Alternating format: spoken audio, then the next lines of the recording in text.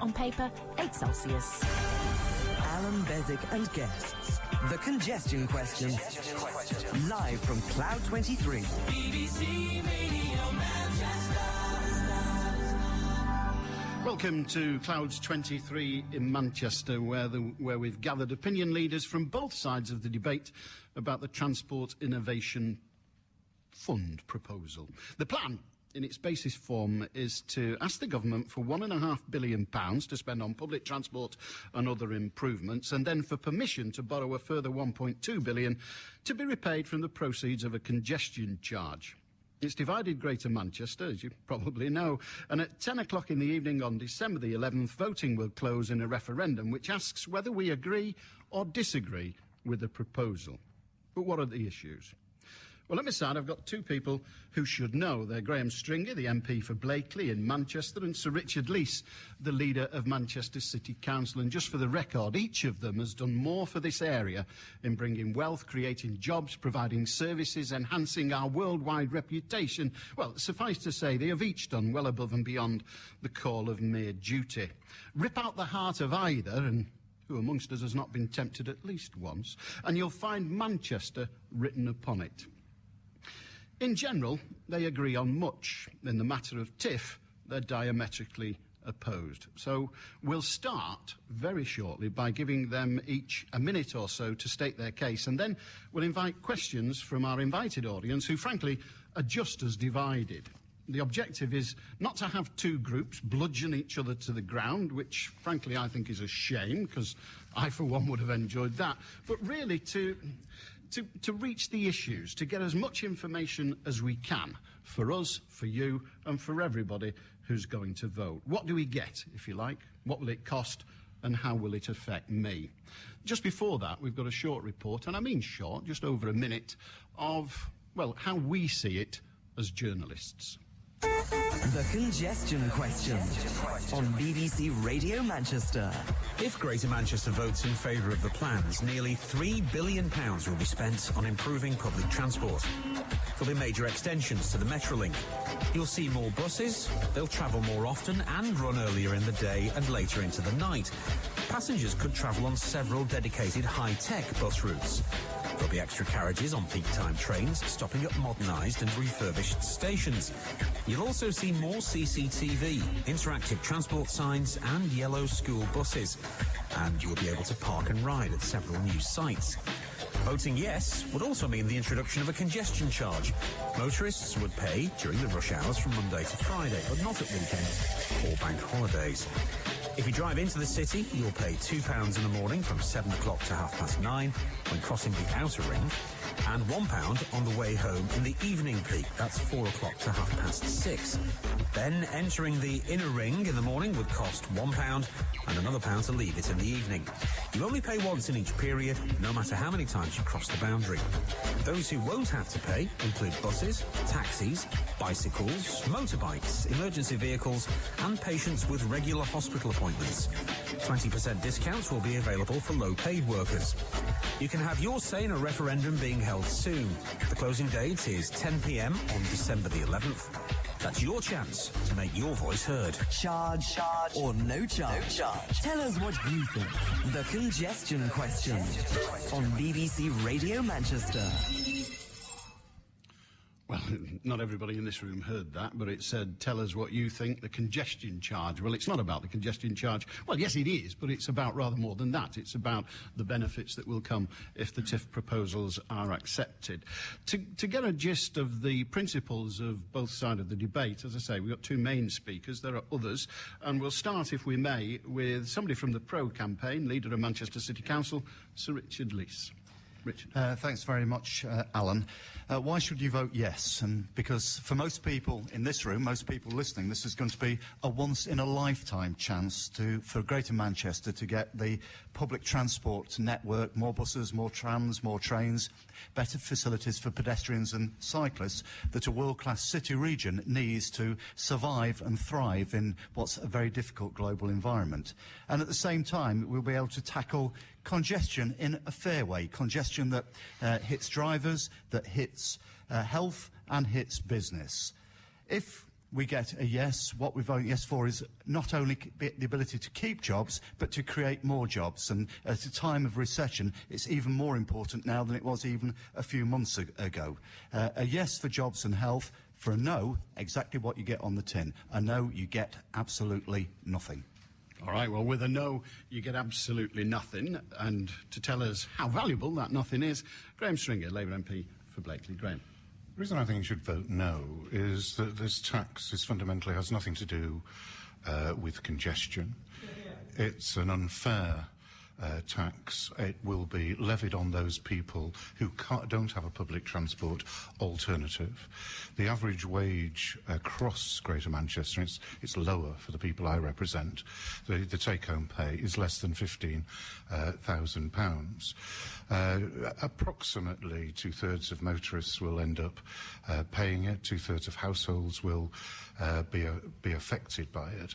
And I don't think we should be asking some of the poorer people in Greater Manchester to pay for what are desirable improvements. In terms of what you get, the bus offer, I think, is very poor. Although a lot of the propaganda going about says that bus fares, if you want lower bus fares, vote for this. If you want more buses. In actual fact, there will be no control whatsoever by the public authorities on the buses. If we go ahead with this, we will have missed a trick.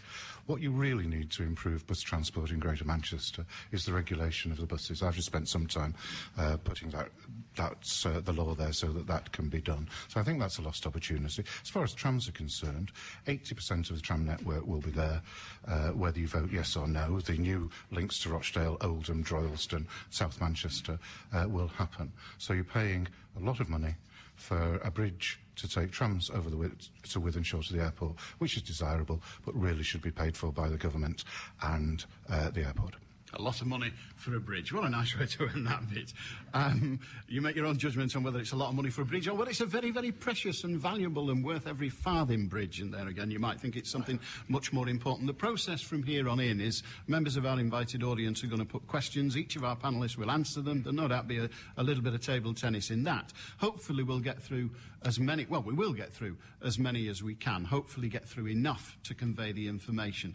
At the back end of the hour, the last few minutes or so, I'll again go to each of our panellists this evening to give us this afternoon to give us a summary of that which has gone and also to summarise their general principles. So you may hear some of those things. I suspect we'll even get the bridge joke again. Who can say? The only way I can do this is by going to people whose names I already have. So Liz Phelan is with us. She's the chair of the Yes campaign, which includes the trade unions, the environmental groups, businesses, students, local authorities, voluntary groups across Greater Manchester. And when I say your name, if you can let us know so we can get a microphone to you so we can hear what's going on at home, then please let us know. Put your hand up or something. I know it's a bit childish, but there you are. Liz Phelan. 1 in 3 people in Greater Manchester do not have access to a car, so are totally reliant on public transport for access to jobs, to healthcare, even to family and friends. What kind of message does promoting a no vote give to these people? Graham. Well, I've been in favour of public transport. I've been involved in it all my political life. For the vast majority of the 1 in 3 people without access to a car, of course, they won't have access to trams or the small increases in the train transport. But the real problem, the vast majority of people who don't have access to cars use buses. And what is deeply wrong with this bid, when there was an opportunity to get control over bus fares, to get control over bus routes by regulating the buses, that has been missed. The bus companies that run in my constituency have spent most of their time putting up bus fares. They've doubled bus fares in real terms and reduced the networks. We're leaving control of the networks and the fares with those people without any ability to enforce it. So I would put the question back. Whatever are we doing putting forward a bid which doesn't take control of the buses in this county? Well, not control.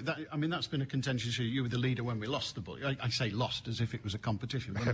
When the buses were taken from us, if you prefer that terminology. It's been a bee in your bonnet for some time. When the Tories deregulated the buses, and one has to separate deregulation from privatisation, Indeed. two separate things, the public transport in this city started declining dramatically. And reducing that decline will be difficult. You need investment and you need regulation of the buses. This bid doesn't have it. Richard, 1 in 3 people in Greater Manchester don't have access to a car. The buses are a mess. We should have re-regulated them. Well, I think there are a number of things that have been said that are inaccurate, and I think Graham started off by saying 2/3 of households will pay a congestion charge. It's actually, frankly, absolute nonsense, and the modelling shows, and it's standard modelling, that even of driven journeys in 2016, only 1 in 10 driven journeys will pay any charge. Everybody who travels, of course, by bus, tram or train or walks or rides a bike won't pay at all. So when the Yes campaign has said only 1 in 10 will pay, actually it's less than 1 in 10 will pay the charge. And for Graham's constituency, which for those who don't know, it lies entirely within the M60 ring, virtually nobody in his constituency will pay this charge at all, ever. And one of the major beneficiaries of the proposals that have come out of AGMA and the PTE are the poorest people in Greater Manchester. They're the biggest single beneficiary group. It's also wrong when it says there's no control over bus fares. I would like to have legislation that gives us the ability to re-regulate as well, but actually within these proposals what we have are clear binding contractual arrangements with the bus operators that will have contractual obligations on them on what services they run, where they run them to, what times they run them at, and what the fares are. And if they go into excessive profits, also arrangements that effectively those profits come back into the public transport system. So given the failure of members of Parliament to give us the laws we need, what we're doing locally is putting that control in place. I'll just quickly come back on that, because during this debate, it's important to get to the facts. And the Yes campaign has said 1 in 10. It's based on, as Richard fairly says, modelling of what may happen in 2016. The figures I was quoting, about 2/3 of families being affected, come from polling done by the promoters of this scheme, by Murray, and they come from populous figures where real people, as opposed to modelling, have been asked about it. As far as whether there is control over bus fares and routes, Richard says that there is contractual obligations that can be enforced. I am told categorically, and I've asked several times by the Chief Executive of Manchester City Council, that it's all voluntary agreements, that there is no contractual obligation, and these bus companies will still have control over their profits, control over their fares, and control over the routes. Now that's a matter of fact. It can be sorted out, but all the evidence I've got so far is what Richard says is inaccurate. Well, we can argue. Can you just go back on We argue with facts all the time. Yes, you can come back, but I'm intrigued about the concept of the original, if you like, equation, the original calculations. One is a survey, one is a computer model, if you like. Well, I think that's the difference. And one of the things that we have to overcome is that there are literally thousands of people in Greater Manchester who believe that they will be paying a congestion charge when, in fact, they won't be paying a congestion charge. So if they respond to survey, they'll be saying, yes, I'll be paying, when, in fact, they won't. The modelling, and even 2016 modelling, is based on, and it's journeys from earlier this year and last year, the journeys that people actually make. So the figures, the modelling comes from real journeys that people make rather than what people think is going to happen. And that's why the modelling is far more accurate than the survey work. But in the end, do you really think people will vote just on the basis of whether they'll pay it or not? I think some people will do. I hope that most people in Greater Manchester will recognise that these are proposals that actually there aren't any losers at all, that everybody gains one way, or another. What I think does happen is that there have been enormous attempts from people to spread misinformation, to spread doubt, and I'm fairly clear. The more we get the facts out, The more we get the facts out, my experience is that more people are convinced of the benefits and are likely to vote yes. All right, well, we're going to find out what's happening around the world a little further than Manchester, although, of course, as always, this is new for the world, or certainly new for the United Kingdom, and we've got a referendum. Heaven forfend, democracy at play. Or is it play? We shall see. But which set of statistics you think are the valuable ones, how it affects you, whether you want to have express your point of view, well, the opportunity is with you after 1 o'clock on 0161 228 2255, and, of course, Radio Manchester at bbc.co.uk. You can even text on 07786 206 951, and I've impressed myself by remembering all of those numbers. 20 minutes past 12 on BBC Radio Manchester. The news headlines with Anna Dawson. If you use the train network here in Greater Manchester, you're facing a big rise in fares in the new year. Some tickets are going up by more than double the rate of inflation, with Virgin Trains and Northern Rail increasing theirs by 7%. The BBC Trust, which represents licence payers, has ruled the obscene phone calls to Andrew Sachs by Russell Brand and Jonathan Ross, broadcast on Radio 2, were grossly offensive. The calls sparked 40,000 complaints. And asbestos victims in Greater Manchester will get compensation from insurance companies thanks to a High Court ruling. It means mesothelioma victims will get payouts even if the companies they worked for years before don't exist anymore. Manchester's weather, a mix of cloud and sunny spells, highs of 8 Celsius. BBC Radio Manchester 2020 traffic. The M56 westbound, that's on the approach to the Lim interchange, and the M6. We've got stationary traffic reported to us. Roy gave us a call and said all 3 lanes have stopped moving. Can't see any accidents or incidents at the moment. We will keep you informed and let you know, though, if we find anything going on. No broken down vehicles either, but the traffic is looking very slow along that stretch there. Still got a little bit of windy conditions affecting quite a few areas, really. Barton Bridge, the M60, junctions 10 to 11, and, of course, over Thirlwall Viaduct as well. That's the M6, junctions 20 to 21. If you spot anything else, you can always call in. It's 0161 244 4951. I'm Warner Merchant. Decongesting Manchester, one car at a time. 2020 traffic. BBC Radio Manchester. Welcome back to Clouds 23 and the TIFF debate. Question and answer, call it what you will. We're trying to find out what it all means for us when we cast our vote by post in the non-too-distant within the next fortnight. We've got 2 panellists. We have, of course, Sir Richard Leese, leader of not yet Richard, the leader of Manchester City Council, and also Graham Stringer, Labour MP for Blakely. Sean Corker is one of our invited guests. Sean, you have a question. I'm told that you're a music teacher, which is rather nice, and a member of the Manchester Against Road Tolls, which gives us Mart, which is equally nice. That was set up after news broke that a Manchester bid was being planned. You've been there from the outset, Sean. Your question, sir. My question is, the Yes campaign's soundbite of I won't pay suggests that there will be no negative effects of the congestion charge. Do members of the panel believe that the Yes campaign's statement is correct and that there will be no indirect costs associated with the charge? Well, I think, Richard, you said a few moments ago, no one will lose. There will be nobody that loses out. Which I'm just on a principle of somebody always loses, I can't find a place in my head for. No one will lose. No one will lose, and the statement that's been made, we've been through the figures that most people won't pay, and indeed the 1 in 10 is an overstatement of how many people will pay. But just think of those people who either choose to drive at the very limited times when there is a congestion charge in place, or have no choice, and there are some people who will have no choice. The evidence from elsewhere is that, for example, delivery vehicles, because their journeys become faster and more reliable, that the actual savings to companies are far greater than the costs to companies. For individuals who might be going to work, people who have to drive because they need their car during the course of the day, it's the same benefit. They get more reliable journeys, they get quicker journeys, they save time, it becomes a more pleasant experience.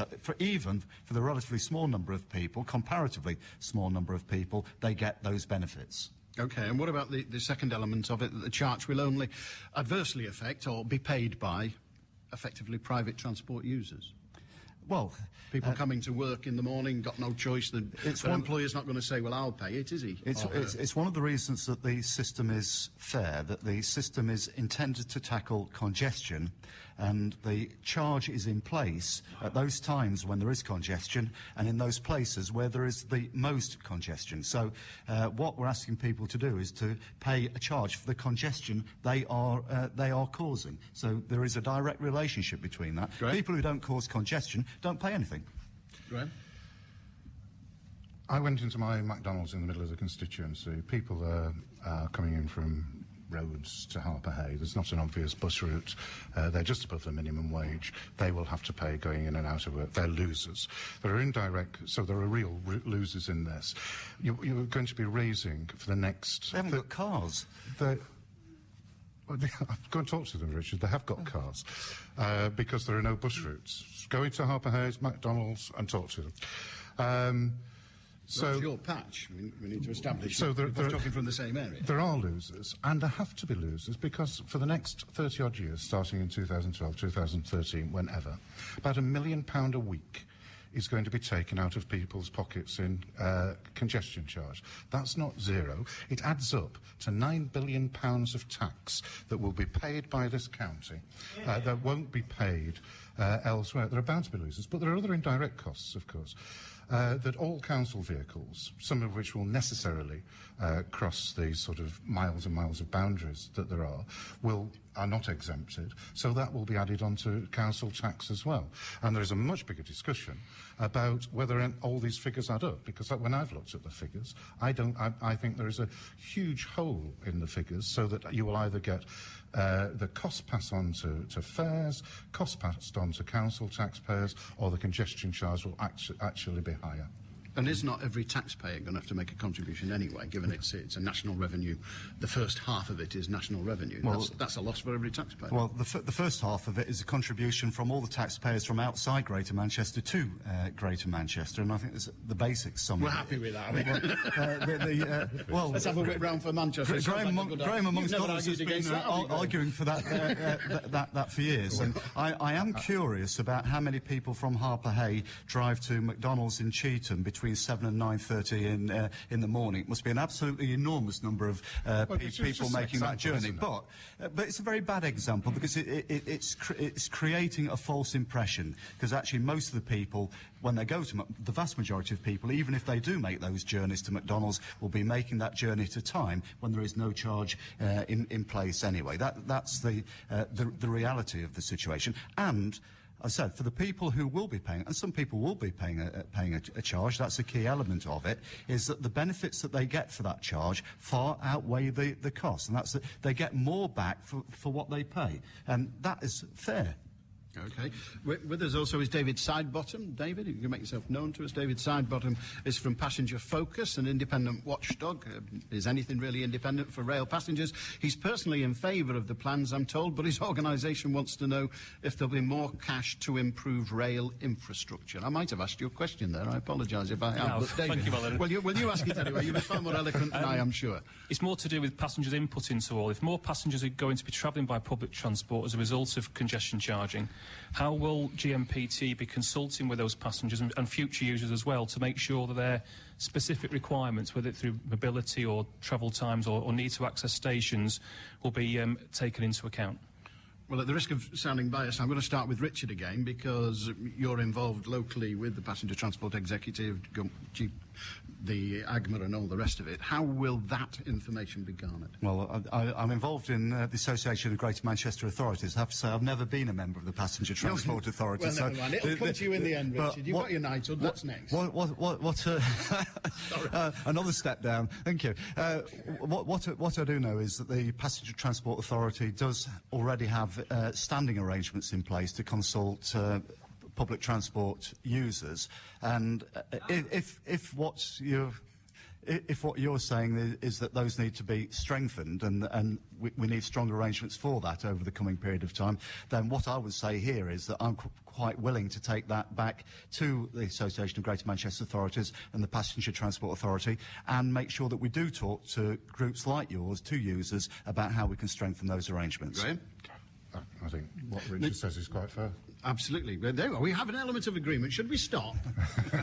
I think it's a good place. Ken Knott's with us, Chief Executive of Ask Developments, or at least I hope he is.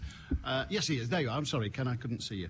And he's also a founder member of the Pro-TIF business group, United City. Ken. Thanks, Alan. 2 weeks ago, Graham, you tried to convince us that there was a plan B for these proposals, that we could vote no and somehow still secure massive transport investment. Jeff Hoon has since confirmed that unless we vote yes, then Greater Manchester will not get a single penny. There is no alternative. And this is a massive opportunity for a huge investment. The Manchester Business School has estimated it could provide a boost of as much as 10 billion, deliver 10,000 new local jobs in construction and other industries. And as we know, charging won't come in until the vast majority of the improvements are in place. The need to address growing congestion and poor public transport, as I know from many of the debates I've taken part in, it seems to be accepted by both sides. So this is an issue we have to wrestle with. What I want to press you further on is what is the alternative? Because as far as I can discern, government policy makes it abundantly clear there is no alternative. OK, well, we had Ruth Kelly here, of course, well, we had them all here for the Labour Party conference, and I asked Ruth Kelly what are the options, and she prevaricated in that way that she's quite good at, I believe. But when asked whether if we vote yes, will that mean we definitely get the money, she prevaricated again, rather, and then said, well, not necessarily, and that was as far as she was prepared to go. But there's the question. It's a simple question, Graham. There's nothing else on the table. Who said so? All the mayoral candidates for the London elections boasted about the 40 billion that was going into transport in London. It's always been mine and Richard's view that we should get our fair share. One of the sadnesses about this was when the government said that there would be no money at all for the trams. Richard asked for the resignation of Alistair Darling, and we got £500 million. I mean, maybe we should have asked for a few more resignations, and we'd have got the full whack. I think that we shouldn't, as a county, just when one Secretary of State says at one meeting where he wants to avoid extra expenditure, accept that there won't be the money. I'll give you a number of reasons why. One, he's told me differently. Two, the Prime Minister said something different, said that he would listen to what other things were put forward. Every Secretary of State for Transport who's been asked on the floor of the House of Commons has said that you don't have to have a congestion charge. So that's just within the context of this. A no vote doesn't mean that you won't get investment at all. But even without that, a county as large as Greater Manchester, one of the ways that Crossrail is being funded in London is by a business rate, and rather than charging many low-paid workers, which is what this congestion charge will do, a business rate could have been considered. You can consider there's already 50 million going in from Manchester Airport for the link to Wythenshawe. That could be increased in a number of ways. There are a lot, for an area as big as this, there are almost an infinite number of plans, B, C, D, E and F. It's just that we've been blinkered down into one congestion charge. I love the idea that you asked for Alistair Darling's resignation. I wonder what happened to him after that. Didn't do him any good at all, did it? There is no alternative. Jeff Hoon has said so. Is there an alternative? Well, I say Graham was asking for Gordon Brown's resignation a few weeks ago, and look what happened to him. He's now getting ahead in the polls again. So the nation are grateful to Manchester. They always have been. Jeff Hoon and his predecessors, the Prime Minister, have made it quite clear that there is £1.5 billion of government money on the table, but that is dependent on the plans we've got staying pretty much as they are. Yes, of course we can go back with alternative suggestions, but not with the same commitment to any money on the table. The money disappears immediately. So in that sense, there is no plan B. However, what I say is that whether there's a plan B or not is not really the key factor here. Is we do have a plan A, or at least the Yes campaign has a plan A. The No campaign doesn't have a plan A, B, C, D, or any letter whatsoever. And it's a very good plan. And the reason people should support it is not because there isn't a plan B. People should support it because it's a very good plan for the people of Greater Manchester. There's one other thing that I think Ken said, which is very important as well, is that, again, one of the myths around the place is that if people vote yes, they'll wake up the next morning and have a charge for driving anywhere in Greater Manchester. To be quite clear that our proposals are that the investment in public transport goes in first, and that the earliest a charge will come into play is in 5 years' time. And when you say the investment goes in first, the document says 80% of the investment goes in first. Well, it's 80%, and where does the 80% come from? I'm just getting the figure. We don't need to go into the details. We haven't time. But there are two major schemes, Trafford Park and the second city centre crossing, that account for most of that 20%. So actually, of the infrastructure that most people will use, most of it will be in place. Okay, with us also is Jean Walker, a teaching assistant. Jean, we've got a microphone for you at St Philip's Primary School in Hume. Been there for 26 years, and we all agree you don't look anything like old enough.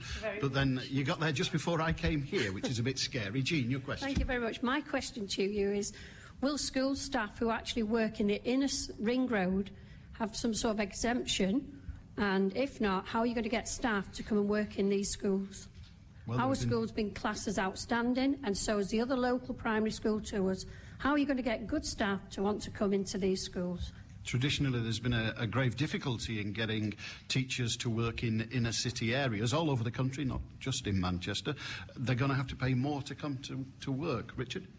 Well, I think it's important that we do get good teachers and other staff in our schools across the whole of Greater Manchester, and clearly I particularly want to have them in inner city areas like Hume. But I can't see any reason why staff in schools, that particularly at the times that they work, can't use public transport. It's available to them like everybody else. So. Because we're bringing books in, if we're doing technology things, we bring the equipment in. Okay, we can't actually hear that on the radio without the microphone, but what Jean actually said was it's not as simple as that, getting on the it's public not as transport simple as that. We've got to bring in, there's laptops, there's work to be marked that we take home and bring back in. There's equipment if we're doing technology with them. We can't just carry it. We'll all finish up with a bad back. Or a wheelbarrow. Or a wheelbarrow. A wheelbarrow. All the teachers are provided with a wheelbarrow. They bring in an awful lot of stuff. I mean, you come into the council on your bike, I know that. But some days you don't, because you've got a whole shed load of stuff to bring from home. It's the same many days for teachers. I think that's absolutely right. And part of the objective of our Transport Innovation Fund proposals is to give people transport choices. And I said that there are times when using a car makes more sense, although most of the stuff that was being talked about here, I can tell you that on my bike I can actually carry and regularly do carry that amount of stuff on my bike. So it is possible to use alternatives, but this is about a choice-based system. And I have it on good authority that you're not followed by a chauffeur-driven limousine with all this stuff, like certain members of national politics have been found to do.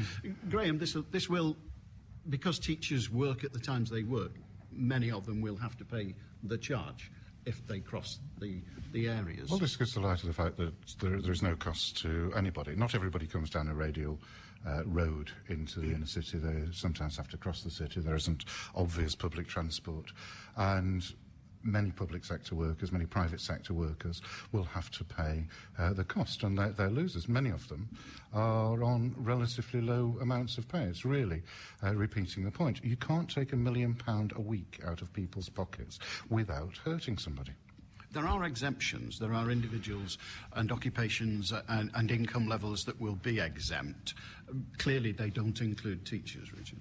No, they don't. The exemption... Why not?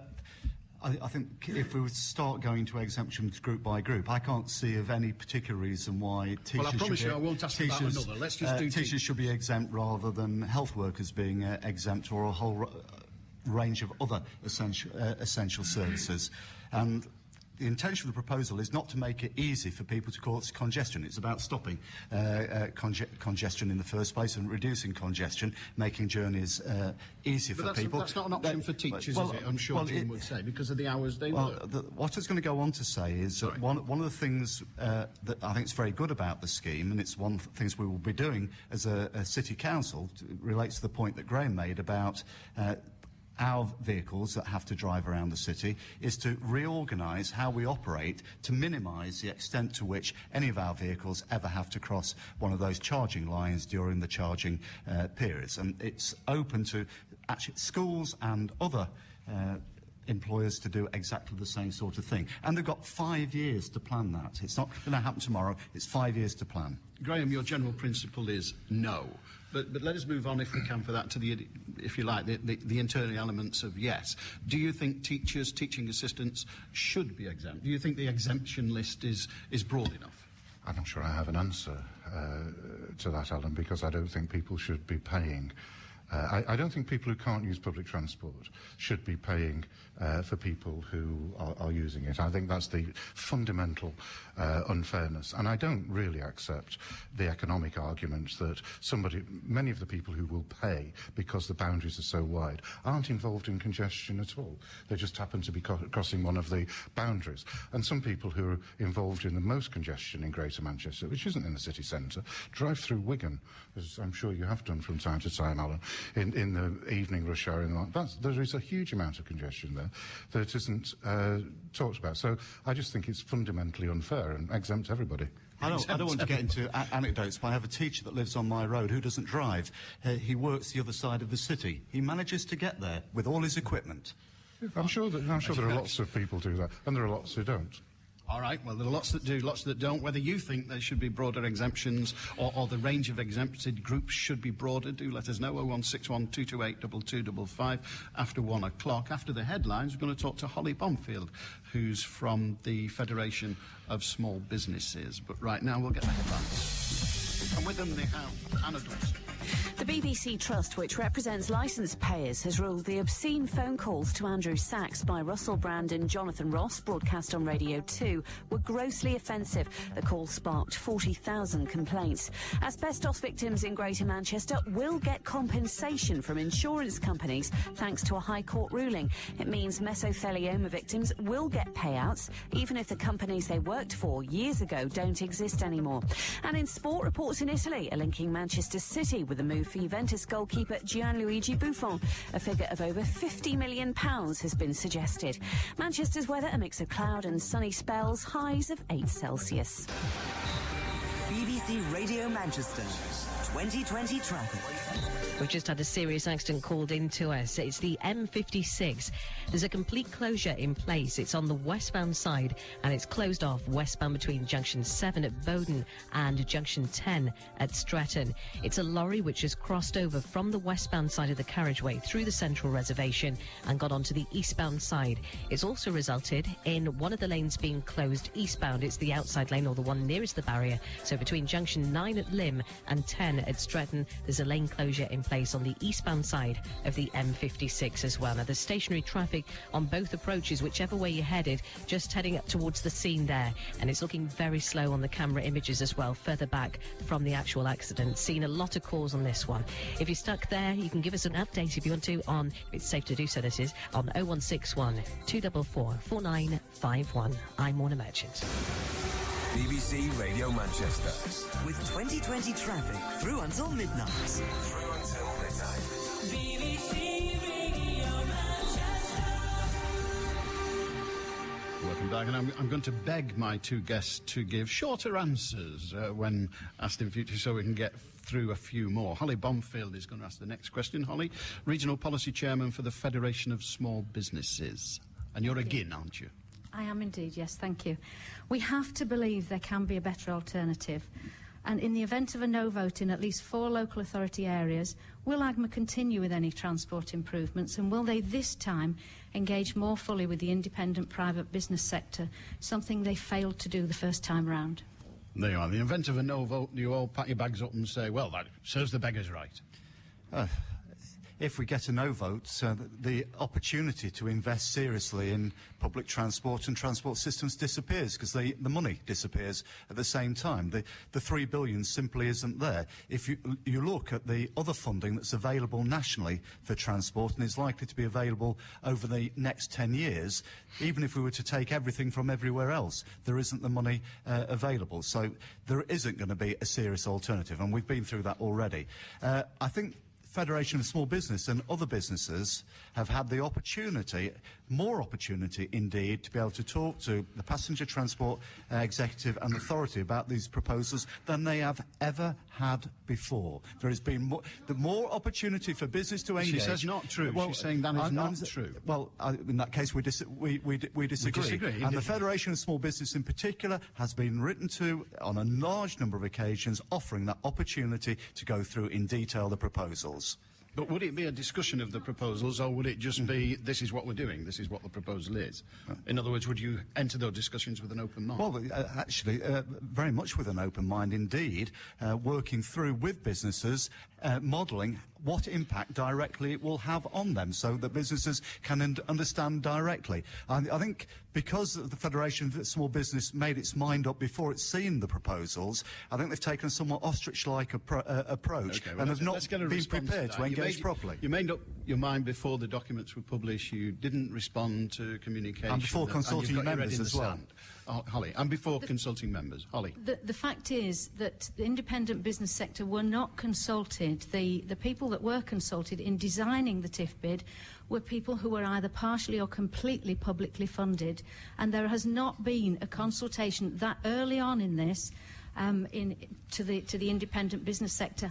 Only afterwards were we asked to look at this holistic bid and say, do you like it or not? And that was too late, because it's a completely holistic whole bid, and we were not involved, and businesses weren't involved. And it's the businesses that are going to suffer, going to have to take the extra if I might cost, quote, and they will pass that on to If I might quote a public. famous Salford playwright, the choice they appear to have been given from what we've just heard Holly say was Hobson's choice. Take it or leave it. This is it. No, this is a process that's been built up over very many years, and business, not just the Federation of Small Businesses, CBI, who are supporting the Chamber of Commerce and Industry, who represent a large number of small businesses, have been active participants in developing these proposals.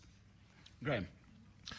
I think the difficulty came across the board in the consultations between getting the government to change their mind for the first $500 million that will take, will create most of the Metrolink system, and the decision to go and consult on the basis of a congestion charge. Over that 12-month period, there was no consultation with anybody when there were potentially other ways of dealing with this issue. Richard knows that I've complained about that, and I think that was a mistake, and that drove the local authorities down a cul-de-sac, which I think has led to this unfair tax. If the vote goes no, then I hope the local authorities will set their minds to doing what will give the biggest benefit to public transport in Greater Manchester, which is regulating the buses. That will benefit more people, more road users, than anything in these proposals. One thing I think I can say emphatically, Richard Leese, is if there is a no vote, and I know you want a yes, but if there is a no vote, it isn't going to be pack your bags up and give up. You will fight, as you and Graham in the past have fought, for every penny we can get out of the nation. That's the reality. Oh, we'll do that, and we'll do that all the time. But the money that's currently on the table will disappear. And when I say that for most people in this room it won't reappear in our lifetime, I mean that. Yes, we will fight for every penny, but so will be every other local authority up and down the country. At the moment, we have a competitive advantage over all of those other local authority areas. If we turn this scheme down, actually we go to the back of the queue. We're no longer at the front of the queue. Ian Hyde. Where's Ian? Ian's on the front row here. Ian Hyde is a member of the Yes Residents Campaign. There must be a new group, the Yes Residents Campaign. I don't suppose you've said yes to everything over the years. Ian, your question, sir. Both sides have made conflicting claims about the impact of TIF on the economy, the environment and society. What academic or expert research does each side have to support their argument? Good grief. Academic research. Well, have you done any academic research, Graham? since you left university. God knows how many years ago. I sit on the Transport Select Committee, and it may surprise you, it surprises me. There are something like 47 professors of transport in this country. I don't know why we need quite so many. Because you can't flaming well agree, judging by around here, but do go on.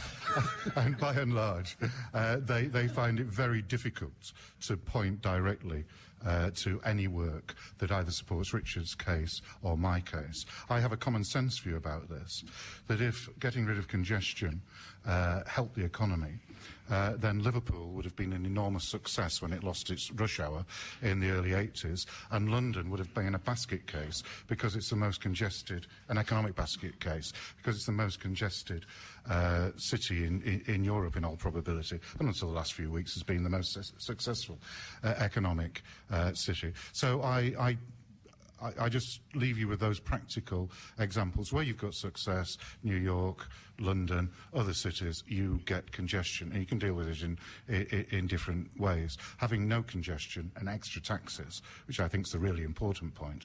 At the moment, we're in an economy where the two main political parties are in a Dutch auction trying to reduce taxes to help the economy. And what we're doing is promising taxes paid in Manchester for the next 30-odd years that nobody else in this, or no other city in this country will pay. Richard, academic research, when this was a germ of an idea, a germ of an idea, when you first started thinking, hang on a minute, let's have a look at this, what academic research did you turn to? Well, the Passenger Transport Executive commissioned its own independent research, but there's also been a whole body... We got laughs over that. We people in the audience laughed. It was completely reverse engineering.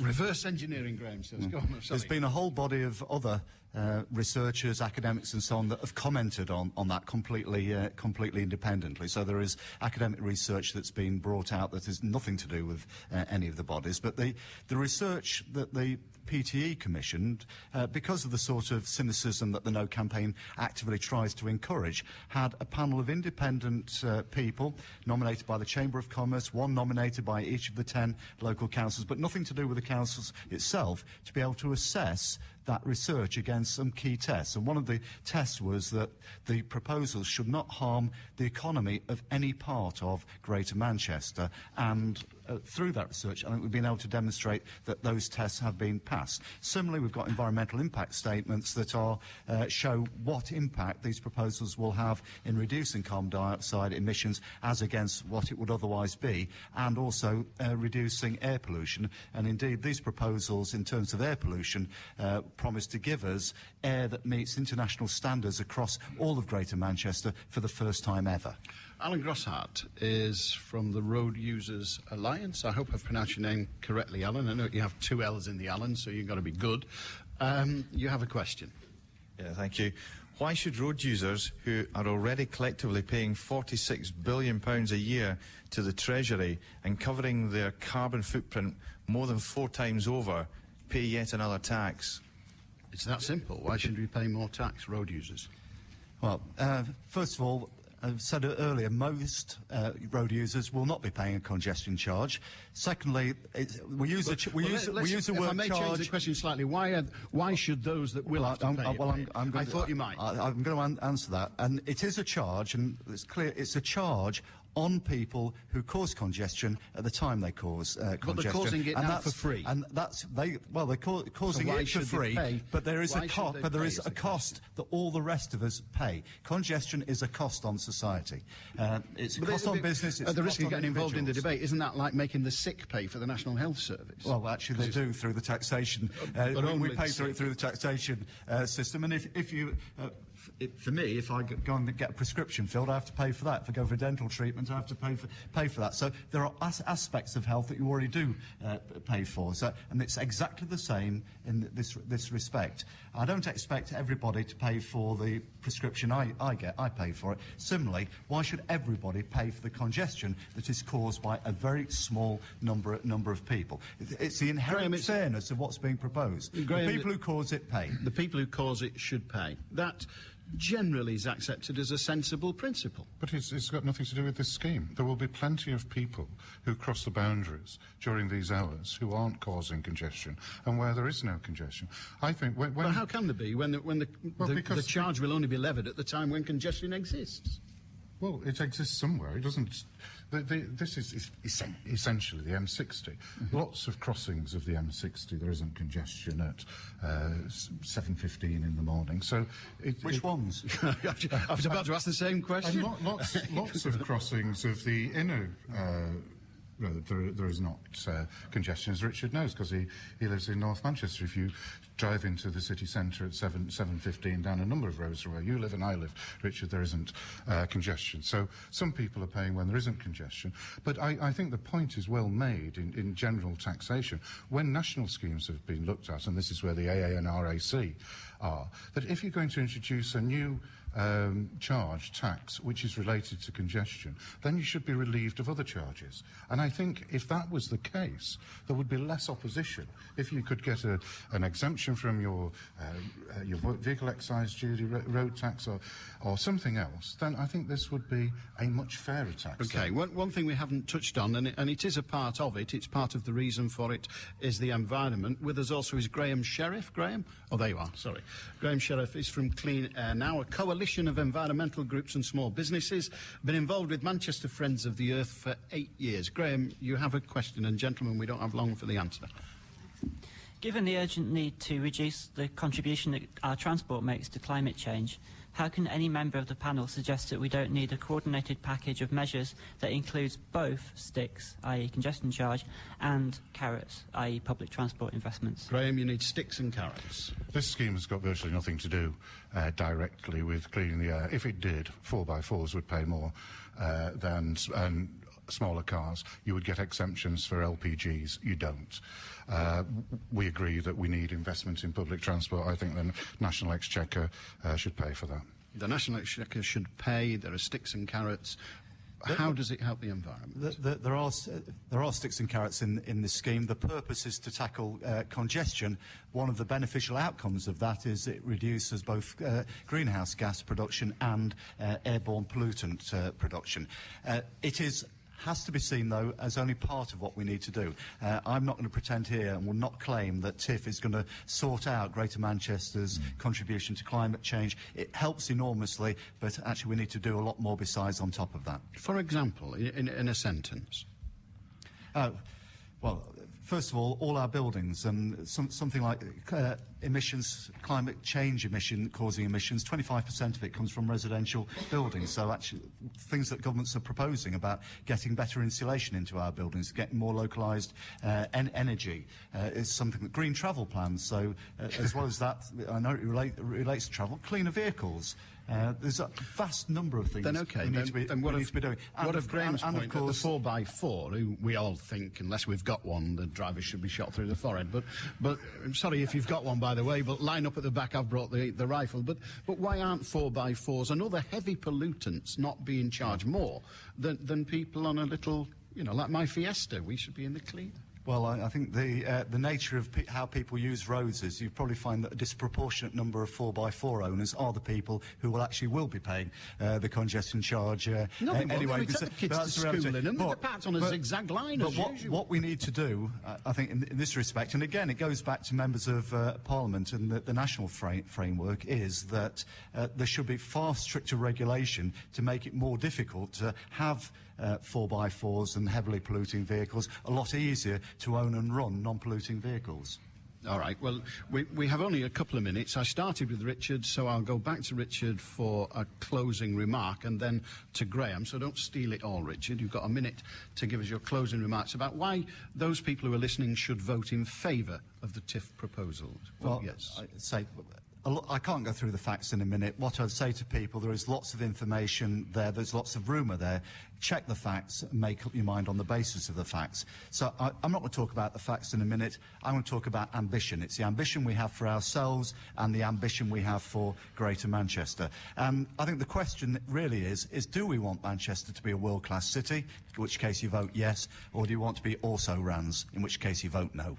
All right, well, I think Manchester is a world-class city. Graham? Well, I think Manchester's a world-class city and it needs to improve. I think when you look at our competitors.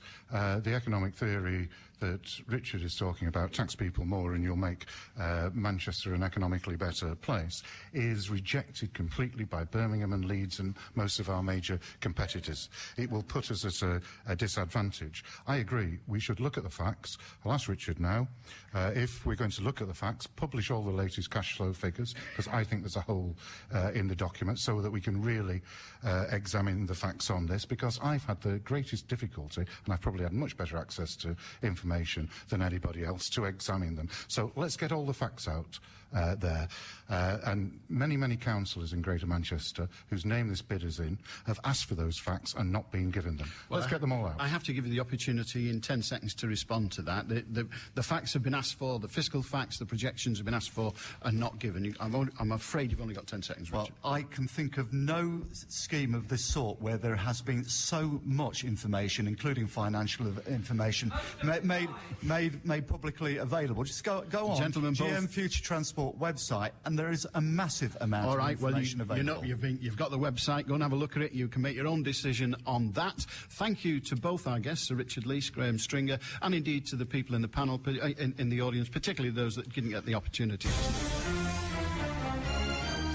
What do you have for breakfast? Actually, never mind what it is. How much does it cost? I'm Eamon O'Neill, and I'm looking for the cheapest breakfast. Monday from 6. And don't forget, you can get your opportunity in the next hour. You can put whatever points you want on 0161228 2255, the text number you know, the email address. So what do you think of what you've heard today? 95.1 FM, DAB Digital Radio, and the World Wide Web. This is Manchester. BBC Radio Manchester.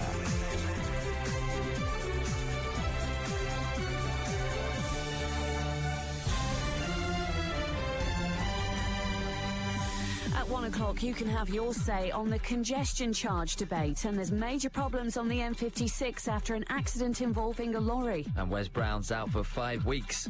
This afternoon is going to be a mixture of cloud, 1 or 2 sunny spells, the odd shower, and top temperatures of 8 Celsius. And because of the accident on the M56, the westbound side is completely closed from junction 7 Bowden to 10 at Stratton, and eastbound has 1 lane closure, and that's between 9 at Lymm and 10 at Stratton.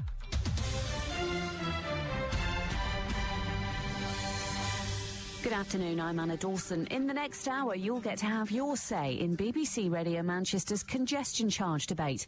Allan Beswick will be taking your calls on the transport improvements you'll get to vote on over the next few weeks. Answering your questions will be Graham Stringer from the No campaign and Sir Richard Leese, who wants a yes vote. It's an unfair tax. It will be levied on those people who don't have a public transport alternative. Our proposals are that the investment in public transport goes in first, and that the earliest a charge will come into play is in 5 years' time. You're facing big problems if you're planning to travel on the M56 this afternoon. A lorry's gone through the central reservation at junction 9 at Lymm, which means both the eastbound and westbound carriageways are closed. No one's thought to be injured, but police expect the motorway to be shut for 2 hours, which is going to cause big traffic problems. Rail passengers are facing big fare rises from the new year. Prices are going up by up to 7%. Train companies say the new fares are justified by investment in trains and stations. Anthony Smith is from the rail watchdog Passenger Focus. He told us the rises are madness. The railways seem to be living in a kind of economic la-la land, whereby there's more passengers using the railway, there's more revenue coming to the railway, but the prices just keep going up and up and up, and ordinary passengers like us just thinking, where is this investment money going? What are we buying? The trains are getting more crowded.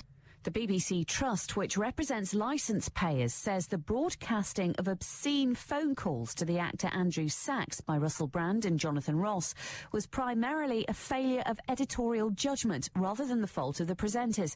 The programme caused 40,000 complaints. Trust Chairman Michael Lyons. We're saying it is not primarily an issue of the performer or both, or the two performers involved in this, although they must bear responsibility as they have done, but the programme shouldn't have been recorded, and most of all, it should never have been broadcast.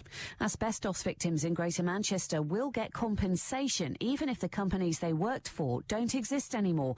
The High Courts ruled mesothelioma victims were insured at the time they were exposed to the disease, often years before.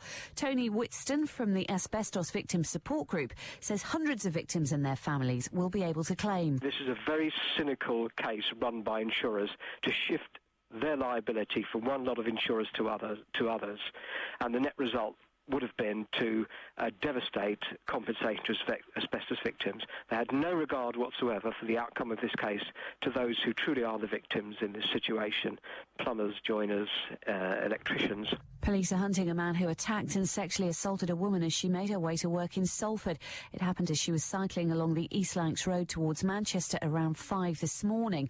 He grabbed her and dragged her to the ground near Moorside High School. He sexually assaulted her before running off. More people are being forced out of their homes because they can't keep up the mortgage payments. 11,300 homes were repossessed in the past 3 months. That's a rise of 12% compared with the previous 3 months. And Madonna and Guy Ritchie have been granted a quickie divorce at the High Court in London after nearly 8 years of marriage. They're reported to have agreed not to demand a financial settlement from each other. BBC Radio Manchester Sports with Will Perry. Manchester United defender Wes Brown has been ruled out for up to 5 weeks following exploratory ankle surgery. He last played in the 1-1 draw at Everton back in October. Dimitar Berbatov will also miss tomorrow's trip to Aston Villa and Tuesday's game at Villarreal. He's out with a hamstring problem. Rio Ferdinand struggling with a back injury. He'll have a late fitness test. Reports in Italy are linking Manchester City with the move for Juventus goalkeeper Gianluigi Buffon. A figure of over £50 million has been suggested for the Italian number one. Meanwhile, Richard Dunn and Gelson Fernandes could return against Arsenal after serving suspensions, and Danny Sturridge has recovered from an ankle injury. Luke McAllister will start for Sale in their Premiership match against Wasps on Sunday. He missed the defeat to Worcester last week with a hamstring strain, and Nick McLeod will play full-back with Matthew Tate on the bench. Wasps have made 6 changes to their side, and tomorrow's Rugby League World Cup final between New Zealand and Australia will go ahead as planned, despite the worst storms to hit southeast Queensland for more than 20 years. BBC Radio Manchester satellite weather with Heather Stott. Well, this afternoon, although there is a lot of cloud around, it will break from time to time and we will see the occasional sunny spell, so many of us are going to get away with a dry afternoon. However, there are a few showers around and 1 or 2 of them could end up being sleet or light snow across the Pennines. It will become dry by this evening though, and top temperatures will get to 8 Celsius. The Congestion Question, live from Cloud 23 with Allan Beswick. BBC Radio Manchester. Well, what do you reckon? I know. Well, I'm still here. I'm still at Clouds. Everybody else has gone. And it's called Clouds, and we found out why about halfway through that, because the clouds came down. And we were sat in clouds. It was like being up a mountain. Yeah, it was fabulous. Enjoyed it. I don't know whether you've been to Clouds, which is a nightclub. As I say, it's halfway up the Fish Finger. You know that posh hotel at Deansgate, the bottom of Deansgate, or which ends the top of Deansgate. Anyway, it's pretty fantastic. It is absolutely fabulous. You can see virtually from where I'm sat. You can see you can see the windmills, wonderful windmills. If indeed you think they're wonderful, but the dirty great windmills at Rochdale. You can see the Welsh Hills. You can see. Blimey, you can probably see the ocean if you look. We don't call it the ocean, the sea. Probably see the Irish Sea if the hills duck down a bit. With binoculars, you could probably see our house and almost certainly your house too. It's a fabulous view.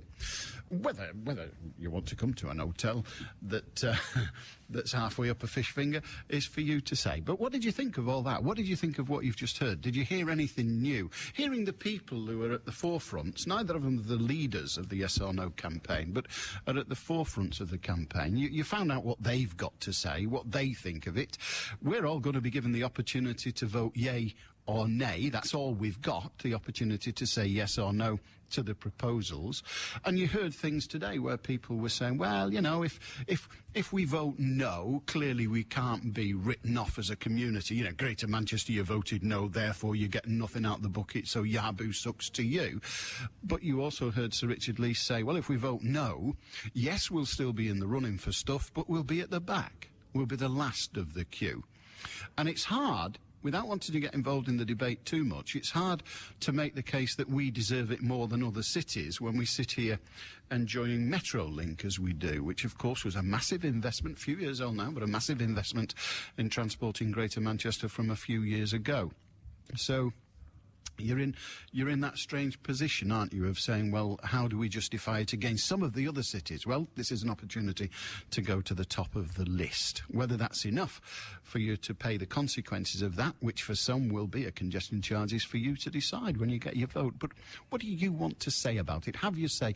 It's not going to be... There's no one here to answer your questions now. It's just me, like the usual Beswick, sat here for an hour taking your calls and discussing the matter. 0161228 2255 and Radio Manchester at bbc.co.uk, and the text number is 07786 206 951. And there's somebody on the line from Fallowfield. Hi, I didn't quite catch your name. Rob in Fallowfield. Hi, Rob. Hello, Alan. It's Rob here. I thought I was going to speak to Richard, actually. I wanted to ask him to give us a public guarantee that there would be no change to the hours of charging. Obviously, I can't really know he's gone. However, I'm sure he would have given that, you know, we've been an honest man that he is. Second point I wanted to make was, in last night's Manchester Evening News, page 8 of the job supplement, anyone can look at it, there's an advert for job vacancies on the Metrolink. It says there's a £575 million project which is starting next year, and starting working on it next year. So regardless of whatever vote, yes or no, apparently Metrolink extensions are going ahead anyway, so there's no need to vote ourselves into a congestion charge. And it's there in public if anyone wants to have a look at it from last night's news. Well, indeed, it's public knowledge that the Metrolink expansion has already been funded. I think it is also the case that that funding is part of the £1.5 billion that is quoted in the documents. That's right. But nonetheless, you said... The way it's been presented is that we have to vote for the yes vote to get the extension, but in reality, vote no, we still get the Metrolink extension guaranteed anyway. I think that point should be made clear to people. Well, I'm aware of it, and you've now deduced it. The reality is that in the proposal there is at least a further £1 billion of upfront investment from central government. As long as the public are aware of that. Certainly, Alan, quickly, when there's a shortfall of revenue from the congestion charge, because, I mean, we've been told there's so many exemptions, it's a wonder for everybody. Everyone's going to be exempt according to, you know, the estimate. Hardly anybody will pay.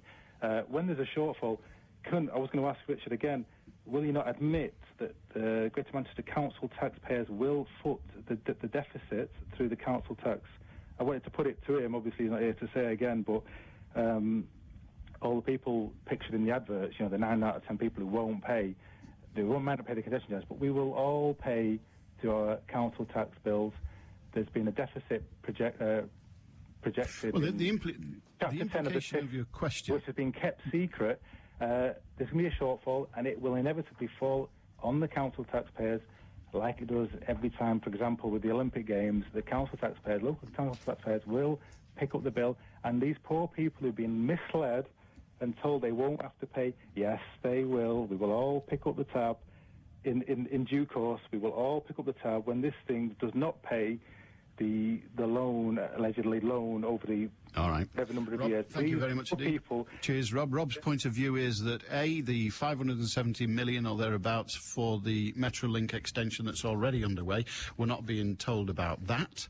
Then the other thing is, if there's a shortfall, in other words, if the money, the revenue coming in from the congestion charge doesn't meet the payments for the loan, the congestion charge will either have to go up, or alternatively, if they can't face that, it'll go on to the council tax. That's what Rob says. What's your point of view? 0161228 2255. And we're having a little bit of trouble with emails and text at the moment, technically, so if you're near a telephone, do call rather than texting or email. We'll try and sort that out. There's a man with a very large mallet clouting things that don't deserve it. I think we should keep the mallet, keep the equipment, and clout the man. Anyway, 016122822. I've never seen a face as ugly as that before. 01612282255. Dave in Colliers. Hi, Dave. Hi. I heard Rob's question. I've got my own question, but just responding to what Rob was saying earlier, Rob is right that there is an expansion of the Metrolink system going on, but that's nothing to do with TIF. That's already been funded. Okay. So what's coming through That's in already TIF funded. is a massive extension beyond what's already happening. So, whole new lines out from Drawston out to Ashton, down South Manchester, out to Trafford Park, extensions through Oldham and Rochdale. So there's a whole pile of new stuff, and that's actually what's being voted for. So that wasn't my question, though.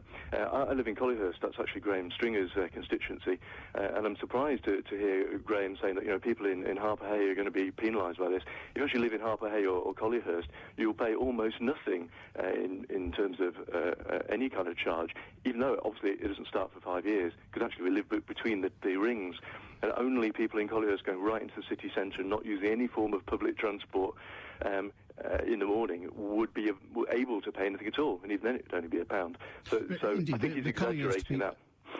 People in Collyhurst and other areas as such won't pay unless they cross the lines, the inner ring, but the inner ring, or indeed if they're going the other way in the evening, the outer ring. So it's possible that some will. Not everybody will avoid it in the way you describe, but it's going to be minimal numbers in the way you describe it, isn't it? And that's why, absolutely, and obviously the outer ring is so far out that people in Collyhurst and Harper again won't be paying to go out in the afternoons unless they decide to go out of Manchester.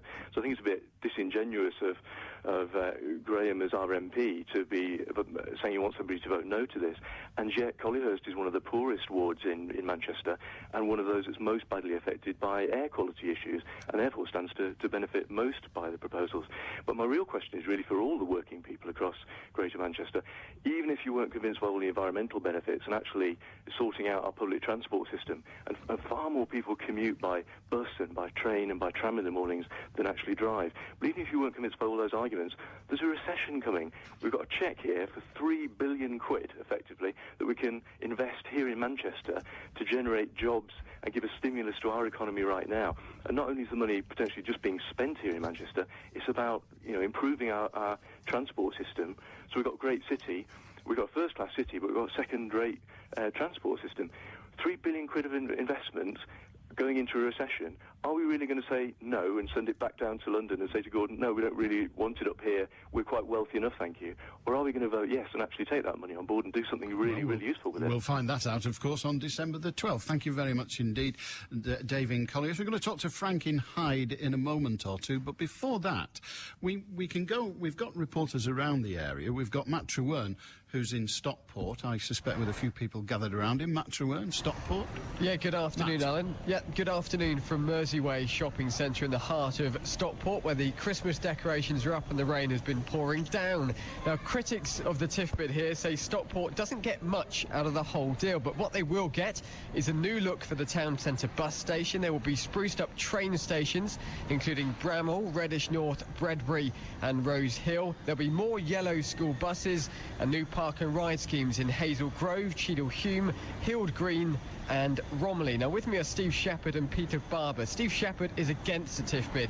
He lives in Hazel Grove, but he runs a builder's hardware firm just half a mile inside the M60, the outer charging zone, of course. Peter Barber will be voting yes. He's a biology tutor, a keen environmentalist, and he works mainly from home in Heaton Moor. Steve, first of all, we heard there it's a once-in-a-lifetime opportunity to spend billions of pounds on our public transport. Why are you voting against it and willing to waste that opportunity? I think it's very detrimental to a lot of small businesses like ourselves. We've been in business for 50 years supplying the building trade in Manchester. As you said, we're situated just inside the M60, and all my vans are going to incur the charge every single day, and over a period of a year that's a lot of money which we can ill afford at the moment. And we can't use public transport. The type of things that we move around are very heavy, and public transport is just not an option to us, so I can't see the benefit for business. Peter, you're in favour. What do you say to someone like Steve who will have to pay, no choice at all, he can't take his work on public transport? Hi, admittedly the congestion charge covers sort of deliveries and moving goods around as well, but I think it has to be factored in that saving time on deliveries does save money, and I suspect that by the time the congestion charge comes in, the public transport improvements that are promised under the future transport bid will make it easier for people like Steve's employees to get to work to start with, so that they won't need to pay the congestion charge, potentially not even own a car or a second car in a few cases. Steve, less congestion, it will be easier for you to get around, better for your business. I am very sceptical. I don't think the roads will be any clearer at all. You're still not stopping the school runs. People can travel freely within the boundaries. I doubt whether it will take much traffic off the road. Also, employees, I've got 4 employees who live in places like Partington, Flixton, Sale, for example. Very hard to get to place of work with public transport. They have to use a car effectively. They can't afford £3 a day. It's just ridiculous to expect the ordinary working man to pay extra to get to work. Just not fair. Peter, sell it to the people of Stockport. What do they get in exchange for the congestion charge? Because to a lot of people, it doesn't seem like they're getting an awful lot here. No, it's not as glamorous as getting a new Metrolink line straight away. And admittedly, it would have been brilliant if we had a Metrolink straight to Stockport in the original bid. But the line is going to be extended to East Didsbury from St Werburgh's Road in Chorlton, which it wouldn't be without this bid. The track bed is clear all the way to Stockport, and it'll make it much more likely that this is going to be built, and it'll become inexorable, the pressure to complete the link to Stockport. The bus station is being built with the link ready there, and it can then go on to Marple, and I think that will happen pretty soon. I think after the initial links built to Chorlton. Steve, of course, the congestion charge, it only applies at peak times. Can you not adjust your working hours? Your employees can adjust their working hours. Surely they wouldn't have to pay it. I think it's very difficult because we're geared to the building site hours, and I think that would be impractical to do that. Although obviously we'd look at if we can do and try and save some money, but I don't think that will be really a practical option. The sort of timescales there are too wide to work around, really. And Peter, finally, a lot of the critics have said effectively this is another tax on the motorist, and it will be the poorest people that will lose out. Well, Steve will hate me for this because I'm going to start quoting figures, but I looked up to do with the Stockholm charging scheme, which is probably most similar to the proposed one in Manchester, and the figures there were that 5% of motorists actually paid a third of the charges, and the poorest households hardly paid anything in comparison to them. And I think also, just to respond to his point on congestion, that they found a 14% reduction within the zone and a 2.5% reduction in traffic even outside the zone. I think there are problems with this bid, but I think it's going to be far outweighed. Yeah. All right, thank you, Peter Barber and Steve Shepherd. Opinions sharply divided here in Stockport, as I'm sure they are, Alan, right across Greater Manchester. So, I mean, you've been there most of the morning, I believe. What kind of response have you been getting generally? Not from talking heads and people you've just spoken to, but just generally people passing by? Well, when I was here a number of weeks ago in Stockport doing our congestion conversation... Once or twice, yeah, just once or twice. I have to say, it was a pretty 50-50 split here from memory in Stockport, although, to be fair, we were based at the railway station, so of course we were speaking to a lot of people who use the railways and use the trains already, but I think generally speaking it was a 50-50 split. All right, Matt in Stockport, thank you very much for that. Later in this hour we'll be talking to Kevin Fitzpatrick, who's in Oldham, and Jonathan Alley, who's in Wigan. We'll also be talking to Frank in Hyde, but that's the other side of the headlines. Yeah, and the headlines are with us at 21 minutes past 1 o'clock in the voice of Anna Dawson. Rail passengers are criticising Greater Manchester's train companies for planning to increase fares in the new year. Some tickets are going up by more than double the rate of inflation, with Virgin Trains and Northern Rail increasing theirs by 7%. There's big problems on the M56 this afternoon after a lorry went through the central reservation near Lymm. Both the eastbound and westbound carriageways are expected to be closed for at least another hour. And the BBC Trust, which represents licence fee payers, says the broadcasting of obscene phone calls by Russell Brand and Jonathan Ross was primarily a failure of editorial judgment rather than the fault of the presenters. Manchester's weather mainly cloudy with some sunny spells and drizzle. Highs today of 8 Celsius. BBC Radio Manchester, 2020 traffic. The very latest on the M56 accident. The westbound side remains completely closed, all three lanes between junction 7 at Bowden and junction 10 at Stretton. Traffic's being taken off ahead of that closure onto the A556.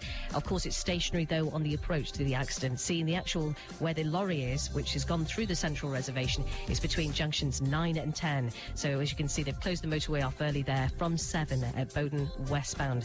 One lane is also closed on the eastbound side because the lorry went through the central reservation and crossed through.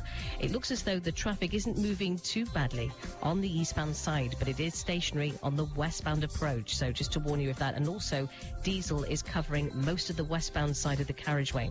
Tram traffic has been released. That was taken onto the hard shoulder, but no further traffic now being let through. So that's exactly how it looks at the moment. If you want to give us any updates, you can do that on 0161 244 4951. I'm One Merchant. 2020 traffic means you get an update every 20 minutes through the day. BBC Radio Manchester. Warner Merchant and our colleagues, of course, are all going to lose their jobs in 2013 if the TIF proposals are successful, because there'll be no... She'll come on every day, every 20 minutes, and say, there's nowt happening. The roads are clear. You wouldn't believe it. You can see white lines. Then again, you may have an entirely different view. Frank in Hyde, what's yours, mate? Oh, you're on. Right, fine, thank you. I'm on, yeah, you are too now. That's all right, I'm sorry. What have you got, Frank? Well, let's just get back to Matt Earn's report there. Please do. What are all those millions that have been spent this last few years, then? I missed that, Frank. You disappeared for some reason, so tell me again. Matt Earn's report from Stockport. Yes, yeah. All those millions that have been spent on Stockport Station over the last couple of years, are those not improvements? Well, they are improvements, Additional car parking they've made it a lot prettier, Cheadle-Hulme. if nothing else. Yes, all of those things are improvements. I happened to have a case at Cheadle-Hulme car park this week. Mm-hmm. There's not an additional square foot to put another car parking space on. Nor at Hazel Grove. Are you going to start knocking houses down? You know, that's just specifics from the report 2 minutes ago. It is within the realms of possibility that in certain areas, yes, development will mean that someone will have to move. That's happened with Metrolink. Like I say, it's all tucked away. There may be CPOs, there may not, but without a doubt, the M60 cost people their homes and their shop premises, their business premises. The Metrolink cost people their homes and changed people's homes and their shop premises. You cannot develop a community. What's that old phrase? You can't make an omelette without breaking eggs. Not you have at all. to hope that the omelette's worth it and the eggs are not. I know all about it. Anyway, I didn't realise you were an omelette here. I'm very disappointed that you let him go. I thought I was going to ring up and we'd still have Mr. Leese and Mr. Stringer with you. Well, I apologise for that, but you're stuck with me, Frank. Oh, dearie me. Well, I mean, Richard Leese, he refers to the commitment in a yes vote scenario. Well, there is no commitment. All there is a promise by government to give consideration as to whether they will actually do this or not. We're not voting for a commitment if those who vote yes go that way. There's no promises in this from anybody except the blackmail promise. There are no guarantees that the money will be forthcoming, but there is a very, very strong indication that if the proposals are, should we say, sensible and within the confines of the but Richard funding Leese kept regime... using that word commitment, and there is no commitment. Well, there is a government commitment to examine the proposals, what we might say, with a rose-tinted eye. That's a different thing than a commitment to spend. Well, it's a Well, it is a commitment to spend. It isn't a guarantee that vote yes, you get the money. It's a guarantee that if you vote yes, we will hear your proposals without a competitive proposal from other communities. So you will be alone. But no, you're absolutely correct. What do you mean there's no alternative? You've just suggested there has to be an alternative. Every government, every council has an alternative. To suggest that they have no alternative to give us makes me wonder why they've been elected in the first place. Well, they have decided what they think is the best opportunity, the 10 councils. They've decided they can see a budget of 3 million and they'd like some. And would you criticise them for that? Not at all. And it's, but having and it's seen 3 billion, that, not 3 million, but there you are. Well, It's 2.7, isn't it? Let's be honest. In total, it's 1.5 and 1.2. Go on. What benefits are there for people who aren't journeying into the centre of Manchester?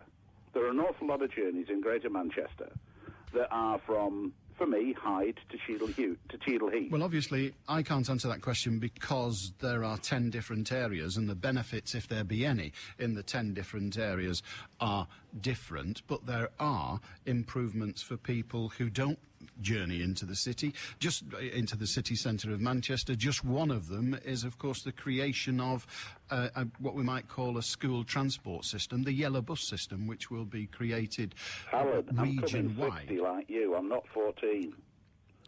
Well, I'm sure you That's are, not an but you still provide health care for children. You're still paying for education. I don't anything, object to the kids having a bus. Anything that benefits the children benefits us all, surely. I take the point that you're making, that you won't get any benefit from that. Exactly. But it might diminish the chance of you spreading a little kid all over the road in your car. I don't know, but it might. Well, thank God, so that's there are something I've benefits never for experienced and everybody. never want to. No, indeed, nor I. The other cost that isn't mentioned anywhere is the cost of collection. It's a twofold thing. I believe that the method of collection is a transponder fitted to your vehicle. I'm not sure that can be the case. There It are is the those case, that believe me. Well, I'll tell you why I don't think that's the case. Because if my granny, who's dead by the way, but if my granny decides to visit once from Billericay, and you've led exactly into my second point. And drives into the city centre at the times How we're do we talking tag about, her? my granny will have to pay. I don't know, but I promise you. Alan, that is but I one will of the tell you, major Frank, flaws. I haven't got a transponder on my car, but when I went to London. But when I went to London, I had to pay without the transponder. So In London, I they don't use a know. camera system. I don't know the process, but I do know that people from outside the city will be required to pay. The with or system that's without been predicated for transponders. Manchester in the bid is not London's camera-based system that grabs your registration number and bills you directly through your DVLA records. They're saying in Manchester that you will have to have a tag fitted to your car. All right. Frank, Now, I mean, thank that you is very just much. a silly Frank, system because, as you say... Well, OK, you've had your view. That's a silly system. You're entitled to it. I'm not going to try and change your mind. Vincent in Rusholme, hi. Hello, Alan. Yes, What's your point? Yeah, my point is we must vote yes. I'm a nurse. Why? I'm a nurse. I work shifts, and I'm a parent of young children. I get to work on my bike. I commute by bike from Manchester to Trafford. They're like, a third of households in Greater Manchester. We don't own a car. We manage by foot, bike, and public transport. And the good thing about the TIF package is it makes the journey for all of us between home and work smoother. However, we do it at the moment, and it'll make it easier, we believe, for other families to make these healthy, sustainable transport choices and not add to the congestion by jumping into a car. So yes, TIF will extend travel choices for young, old, rich and poor, car owners and non-car owners. So, and really it's not just about public transport, it's about public health. And it's no coincidence that all the directors of the 10 boroughs, the directors of public health, support the TIF package.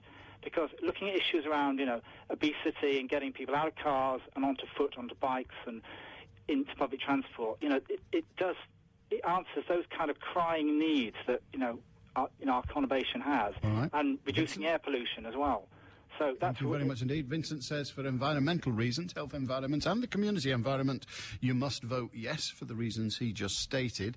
In Oldham, of course, I said we'd be visiting 3 bits of our patch. In Oldham, we've got Kevin Fitzpatrick. Kevin?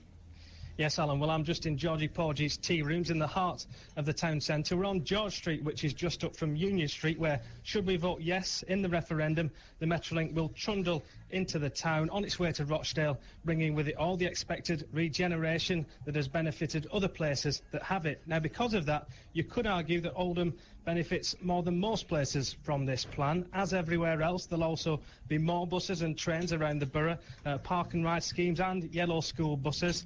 And the combination of that, it said, will give people here the option of leaving the car at home and getting in and out of Manchester on public transport, but those who can't do that will have to pay the charge. The outer ring is effectively the M60 as it cuts through Hollingwood, although in the recent tweaks to the scheme, Hollingwood Station and Cascon Moor were moved outside of it. So, will Oldhamers support this TIF bid? Well, I'm with Gary Lowther, who lives in Failsworth. He's a former businessman who has strong views against it. And also Jeremy Sutcliffe, formerly a councillor representing the town on GMPTA and a lifelong bus user. He lives not far from here in Werneth. So, Jeremy, what difference will this investment make to people in Oldham?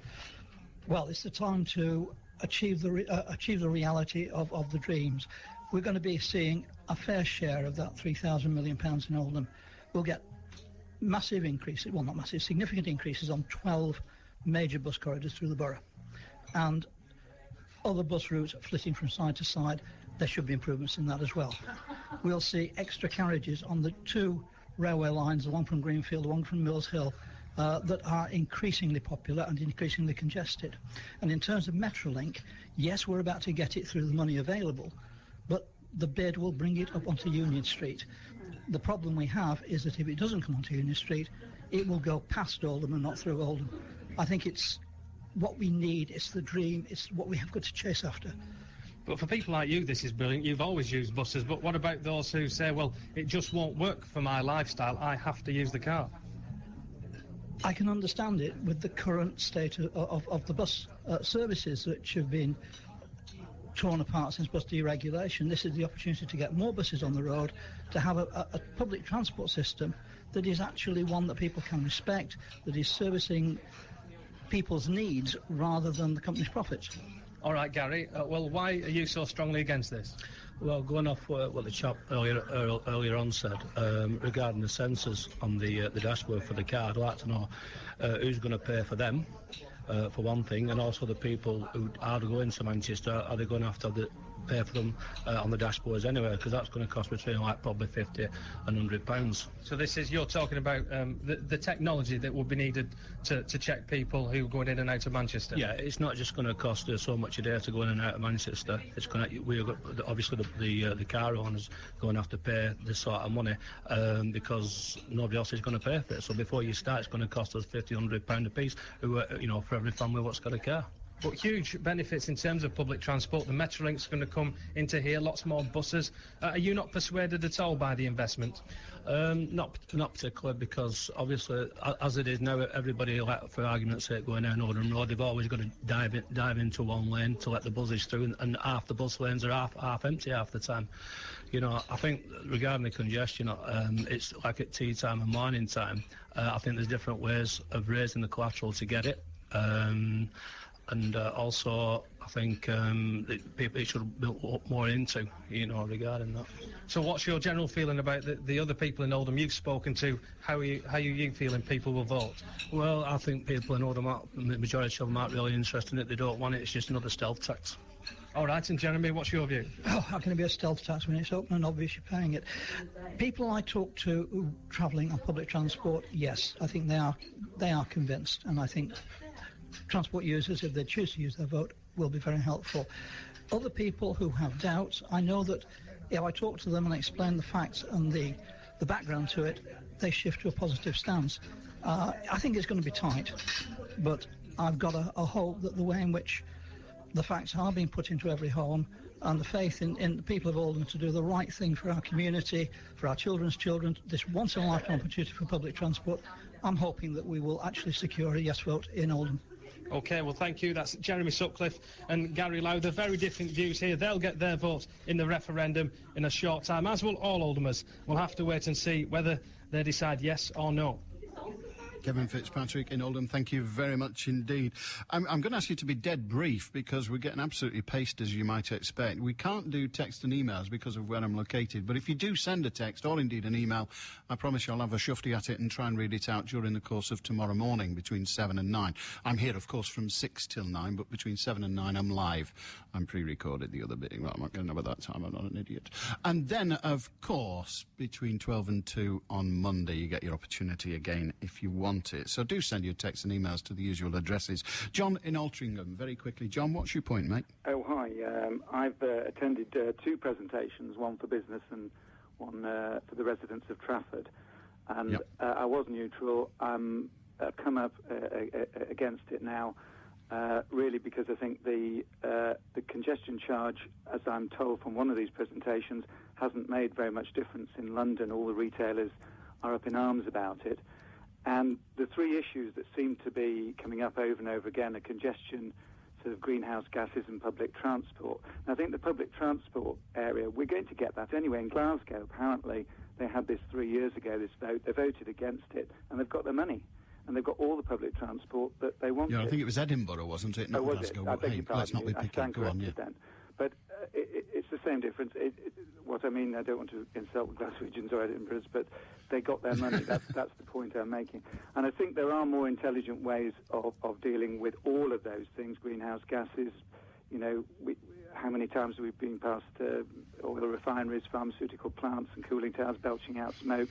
That can be controlled. Buses and lorries, that can be controlled. They belch out all these smokes and stuff like that. And I don't think that the engines that we're producing in new cars are nearly clean enough. And it just needs legislation to do that. And it's end of story. I just think that they're not making the case to me, and I'm against it. Cheers, John. Thank you. Thank you. I'm sorry, I cut you off in your prime there. My apologies, but thank you, John. I am trying to rush through, and John makes the point that Edinburgh and Birmingham, they didn't have a referendum in each of those cities, but the city authorities, the city fathers, if you like, decided not to get involved in the process. They did have a referendum in New York, and New York voted against it. Make of that what you will. Judy in Altrincham, what's your view? I represent the Friends of Altrincham Interchange. It's the only interchange in Greater Manchester that has rail, tram and bus links. It's the only interchange in Greater Manchester that hasn't had significant investment. It's a really great chance to form integrated transport, which is something that everyone says is a really good idea. Our council is very much against the TIF bid, but they can't come up with any ways of paying for the interchange if it doesn't go through.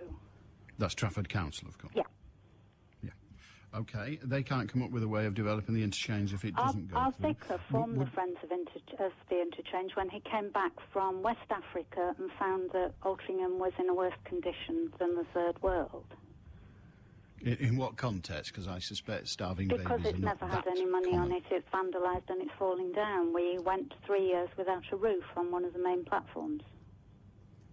Right, you're just talking about the interchange rather than Nottingham, the community. Okay, I understand that. Judy, thank you very much indeed. It's always wise to know precisely what people are saying. I've been rather curt with people and rushing them along because we really are getting absolutely pasted with phone calls, including yours. 0161 228 2255. Of course, we don't normally do this on a Saturday morning, but what the heck? Between 7 and 9 tomorrow, if you're absolutely desperate to have your point of view, then between 7 and 9 tomorrow when I'm in the studio, do feel free. Well, certainly between 7 and 8 on 0161 228 2255. And, of course, if you do text or email, then I'll get through as many of those as I can tomorrow morning and also look back at them on Monday. But on Monday, of course, it's back to you to decide the subject, not me.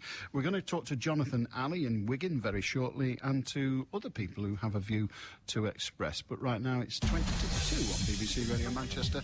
The news headlines with Richard Stead. Rail passengers are criticising Greater Manchester's train companies for planning increasing fares. Virgin Trains and Northern Rail will be increasing theirs by 7% in the new year.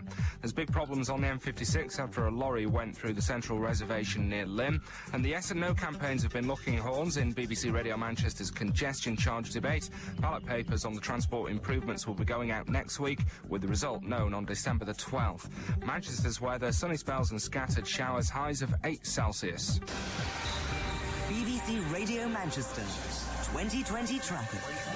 And the M56 looks like this at the moment. The westbound side completely closed from junction 7 at Bowden to junction 10 at Stretton. It's following an accident where a lorry went through the central reservation. It crossed over from the westbound side onto the eastbound side. It's resulted in one lane being closed eastbound as well. It's the adjacent to the central reservation, the third lane that's been closed eastbound. Traffic's moving on the eastbound side, but the westbound side, it's stationary on the approach to the accident. accident scene. The traffic has been released. That was released onto the hard shoulder a while ago now, but diesel is also covering most of the westbound side of the carriageway.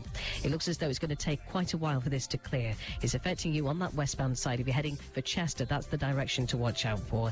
As I say, a fuel spill in the area. It's slightly different on the eastbound side. It's only closed between, or the lane closure is between 9 at Lymm and 10 at Stretton. Anything else, you can give us an update on 0161 244 4951. I'm One Merchant. 2020 traffic means you get an update every 20 minutes through the day. BBC Radio Manchester. And welcome back. We're discussing the TIF proposals, which is what the men in suits call them. The congestion charge is what most people end up calling it. We'll all get a vote. Those votes will be counted. Well, they're counted as they come in, but the vote, the response, the result of the vote will be declared at midday on the 12th of December. So all votes have to be in. It's a postal ballot. They have to be in by 10 o'clock in the evening on the 11th of December. It's a straightforward question, and it is the TIF proposals, do you vote yay or nay? That's it in a nutshell. Mike in Trafford Park, hi. Hi, Alan. Yes, What have you got for us?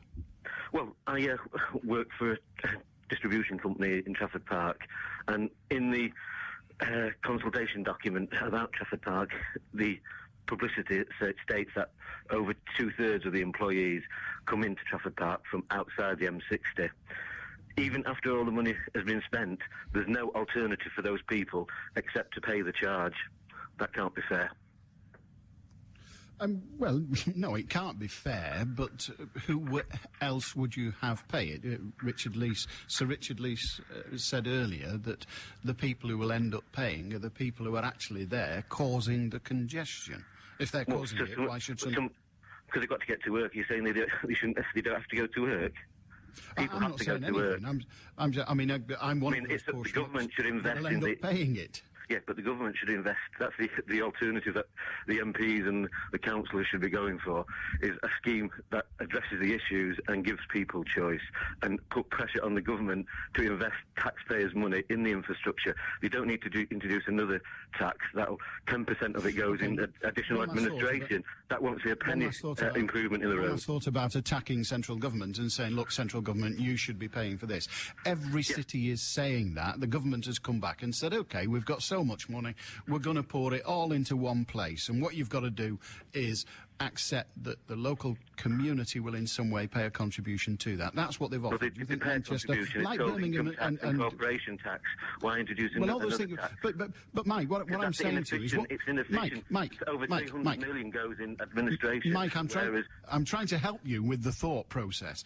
Yeah. The government, if Manchester says no, the government only says, oh, damn, well, here's £3 billion then. That's not going to happen. It might happen in 20 years' time or even 5 years' time, I've no idea, but it's not going to happen straight away.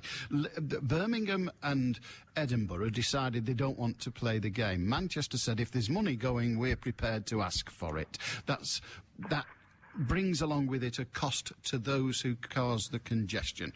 Do you think they should have just said no, like the other two cities? I think they needed to consult business and look at where the problems are, and there's better ways of and when they've done all that, should they say no? There's better ways of relieving congestion, like addressing the points where congestion is, and you might not need... Mike, you can do everything on the planet, but at the end of the day, the proposal is there, and the local council had to make a decision saying yes or no. Do you think they should, with all that was available, say yes or no?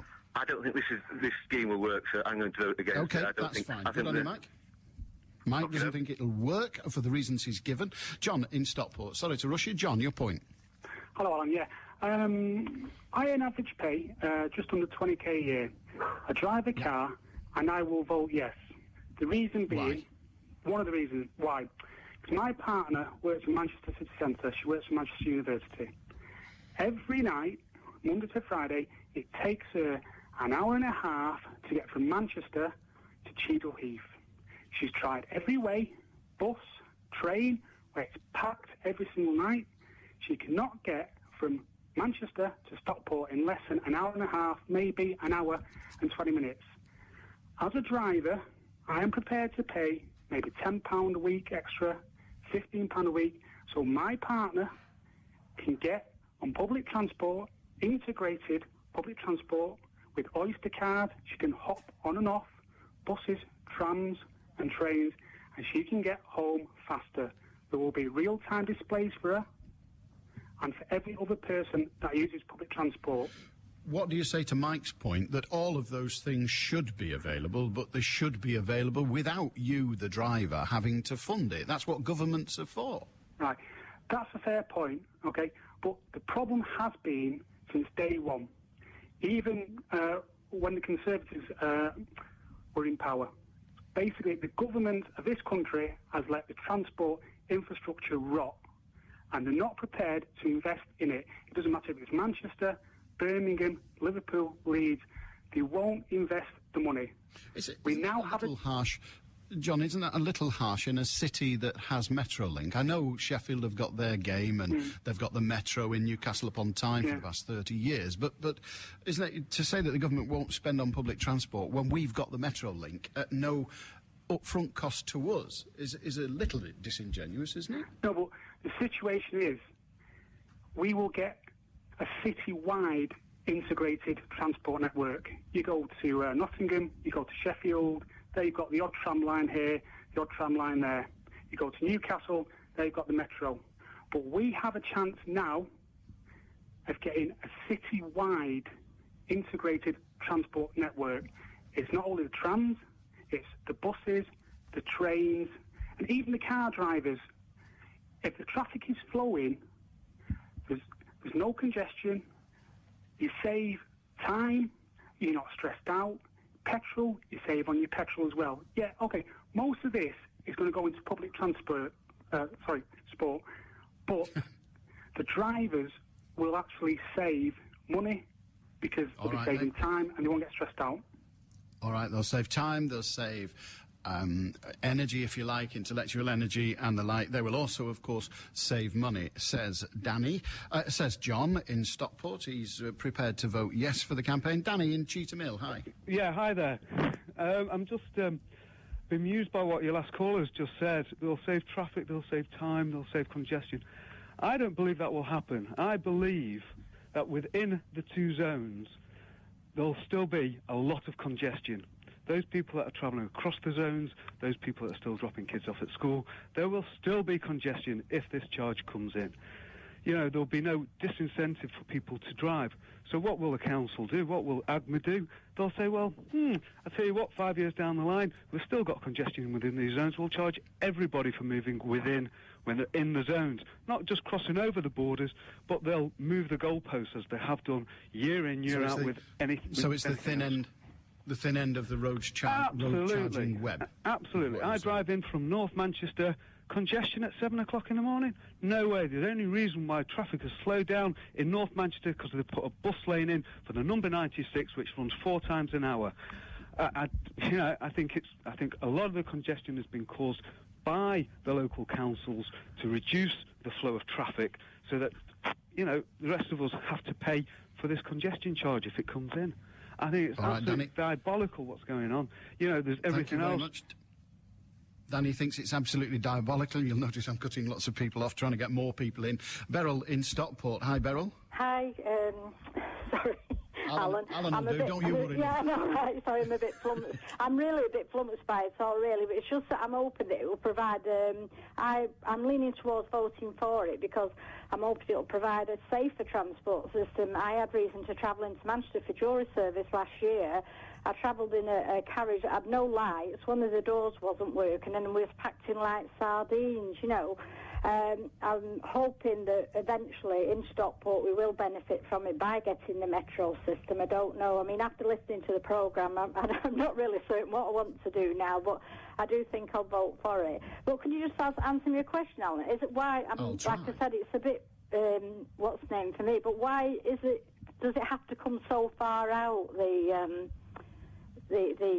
system, that people have to pay? It seems to come a long way. Like they said something about 8 miles in London compared to 18 miles in Manchester.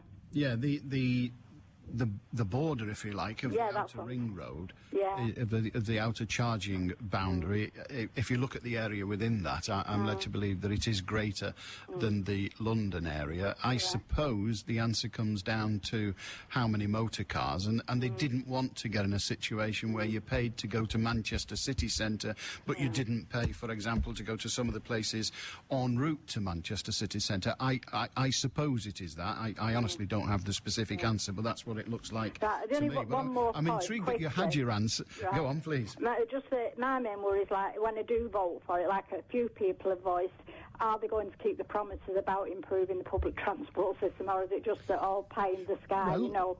That's my main worry. The answer is I can't predict the future, but you heard Richard Leese and the documentation all says that before any congestion charge comes in, one of two things has to happen. Either 80% of the work is done, so that's done, completed and underway. So that's one rule, and it won't come in until everything is in situ for that. So that's the guarantee they give. Whether they'll honour that guarantee, I'm not in a position to say, but I've learned over the years to be sceptically trusting, should we say. Good on you, Beryl. Thank you very much indeed. We're off to Wigan, which is an interesting area in terms of the congestion charge, because I've said this a number of times, but a local councillor in Wigan said to me just a few weeks ago, it's just win-win for us. Well, do the Wigan people see it that way?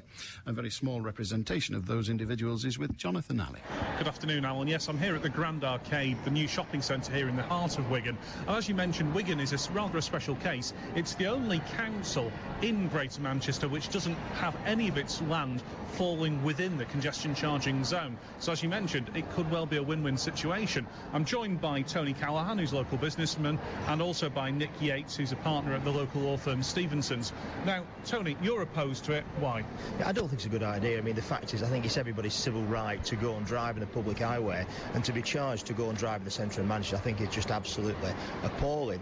The infrastructure that we've got, the trains, it's just an absolute joke trying to get in Manchester at peak trading times. But what they're saying as part of this Transport Innovation Fund is that trains are going to be improved. There will be more of them. There'll be better stations, so you will be able to park and ride and go straight into Manchester. Yeah, I disagree that. We saw the flying pig 2 minutes ago above our heads. I mean, and the fact is, I don't think that'll happen. I mean, a lot of it's talk. If I get the train from a local station in Appley Bridge, I have great difficulty parking my car now, and there's no congestion charge applicable at this moment in time. And I just think the situation is going to get much worse if the congestion charge comes in. Rupert Palomine, who's a solicitor in Manchester, has said if the congestion charge comes in, he won't want to work in Manchester. He'll go and probably work in Wigan. So it's just proving the point. People will probably turn away from Manchester and want to work. For Wigan, it's fantastic. We'll be getting hundreds of thousands of pounds, millions of pounds spent on Wigan. So with my business hat on, fantastic. Bring it on. Let's get all the money. Let's spend it in Wigan. Nick, you're a lawyer here. Is it a win-win situation for Wigan? Well, that's the way I see it, yeah. There will be no congestion charge anywhere in the borough of Wigan. It's a once-only chance for the borough's people to claim our share of a £3 billion windfall for transport improvements. And if we don't claim it now, it'll be lost forever. Not voting yes would be like having a £3 billion lottery ticket and not bothering to claim. You don't even have to turn out to vote. Just mark a box on a piece of paper, put it in the post box, and the postage is free. You don't even have to lick a stamp. But Wigan's problem, of course, is that the road network here is appalling. Public transport won't make much of a difference to actually people living here in Wigan. It's roads that Wigan need.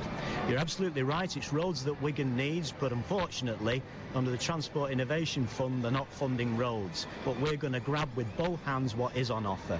And so how confident are you that people in Wigan will actually vote yes to this?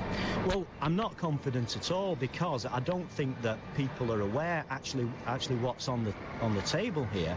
And what's on the table for Wigan is the Wigan Transport Hub, which is huge construction works connecting the two main stations, and that creates a large interchange between rail, bus and car passengers, and it will make a great impression for visitors who come to the town for the first time. So what Tony, we see when they get here now is terrible. So Tony, are you confident that your views will actually be voted on by the people here in Wigan? Will it be no?